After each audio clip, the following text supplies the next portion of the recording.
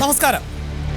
ജമ്മു കാശ്മീരിനെ ചൊല്ലി പാകിസ്ഥാനുമായി നിലനിൽക്കുന്ന തർക്കം അവസാനിപ്പിക്കാൻ ഞങ്ങൾ ഇടപെടാം എന്ന അമേരിക്കയുടെ വാഗ്ദാനത്തോട് ഞങ്ങളുടെ ആഭ്യന്തര കാര്യങ്ങൾ ഞങ്ങൾ തന്നെ തീരുമാനിച്ചു കൊള്ളാമെന്നും മറ്റാരും അതിൽ ഇടപെടേണ്ട എന്നുമായിരുന്നു പ്രധാനമന്ത്രി നരേന്ദ്രമോദിയുടെ മറുപടി. ലോകത്തോട് ഇക്കാര്യം വ്യക്തമാക്കിയത് അമേരിക്കൻ പ്രസിഡന്റ് ഡൊണാൾഡ് ട്രംപ് തന്നെയാണ്.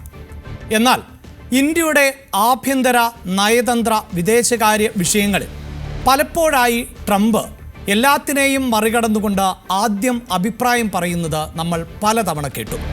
ഏറ്റവും ഒടുവിലിതാ ഇന്ത്യയും അമേരിക്കയും തമ്മിൽ വ്യാപാര കരാറിന് ധാരണയായിരിക്കുന്നു എന്നും ട്രംപ് പറയുന്നു.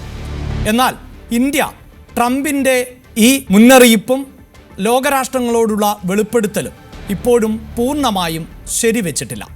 പ്രത്യേകിച്ച് റഷ്യയിൽ നിന്നുള്ള എണ്ണ ഇറക്കുമതിയിൽ കലിപ്പിലായ അമേരിക്ക ഇന്ത്യക്ക് അധിക തീരുവ അടക്കം ഏർപ്പെടുത്തിയിരുന്നു. ആ അമേരിക്കയുമായി ഏതെങ്കിലും തരത്തിലുള്ള സന്ധി സംഭാഷണത്തിന് ഇന്ത്യ തയ്യാറായില്ല എന്ന് മാത്രവുമല്ല, അറബ് രാജ്യങ്ങളുമായി ഉൾപ്പെടെ സഹകരണം കൂടുതൽ ശക്തിപ്പെടുത്തുകയും ചെയ്തു.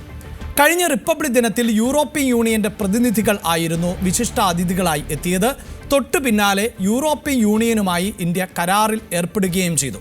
അങ്ങനെ കൃത്യമായ മുന്നറിയിപ്പാണ് ഇന്ത്യ അമേരിക്കയ്ക്ക് നൽകിക്കൊണ്ടിരുന്നത്.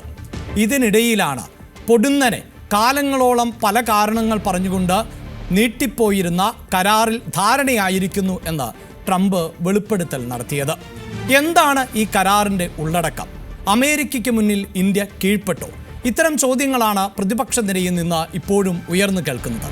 അതേസമയം കാർഷിക മേഖലയെ ഈ കരാർ ബാധിക്കില്ല എന്ന് ഇപ്പോൾ കൃഷി മന്ത്രാലയം വ്യക്തമാക്കുകയാണ്. അരി, ഗോതമ്പ് ഉൾപ്പെടെയുള്ളവയെ ഈ കരാറിൽ നിന്ന് ഒഴിവാക്കി എന്നും ഇപ്പോൾ കേന്ദ്ര സർക്കാർ പറയുന്നു. ഇനി അറിയേണ്ടത് അമേരിക്കയുടെ നിർബന്ധത്തിന് വഴങ്ങി റഷ്യയിൽ നിന്നുള്ള എണ്ണ ഇറക്കുമതി ഇന്ത്യ അവസാനിപ്പിക്കുമോ, വെനസ്വേലയിൽ നിന്ന് കൂടുതൽ എണ്ണ വാങ്ങുമോ എന്നതാണ്. ഇന്ത്യയുടെ നേരത്തെ തന്നെയുള്ള പ്രഖ്യാപിത നയം എന്നത് ഇന്ത്യയുടെ ഊർജ്ജ സംരക്ഷണത്തിന് സഹായകരമാകുന്ന വില കുറച്ച് എവിടെ നിന്നാണോ ക്രൂഡ് ഓയിൽ ലഭിക്കുന്നത് അവിടെ നിന്ന് ഞങ്ങൾ അത് വാങ്ങും എന്നുള്ളതാണ്. അപ്പോൾ അറിയേണ്ടത് വെനസ്വേലയിൽ നിന്ന് ഇന്ത്യ എണ്ണ വാങ്ങുന്നുവെങ്കിൽ അത് വിലക്കുറവിൽ ആയിരിക്കുമോ വാങ്ങുന്നത് എന്നതാണ്. എന്തായാലും ഇന്ത്യൻ താൽപ്പര്യങ്ങൾ സംരക്ഷിച്ചുകൊണ്ട് മാത്രമേ കരാറുമായി മുന്നോട്ട് പോവുകയുള്ളൂ എന്നാണ് കേന്ദ്ര സർക്കാർ അസന്നിഗ്ധമായി പറയുന്നത്. അപ്പോൾ പിന്നെ ഉയരുന്ന സംശയം, ലോക നേതാക്കൾ ഇപ്പോൾ ട്രംപിനെ വിശേഷിപ്പിക്കുന്ന ഒന്നുണ്ട്, ക്രെഡിറ്റ് ലീഡർ എന്ന്. ഇന്ത്യയും അമേരിക്കയും തമ്മിൽ വ്യാപാര കരാറിൽ ഏർപ്പെട്ടപ്പോൾ അതിനുള്ള ക്രെഡിറ്റ് കൂടി തട്ടിയെടുക്കാനാണോ ട്രംപ് ശ്രമിച്ചത്?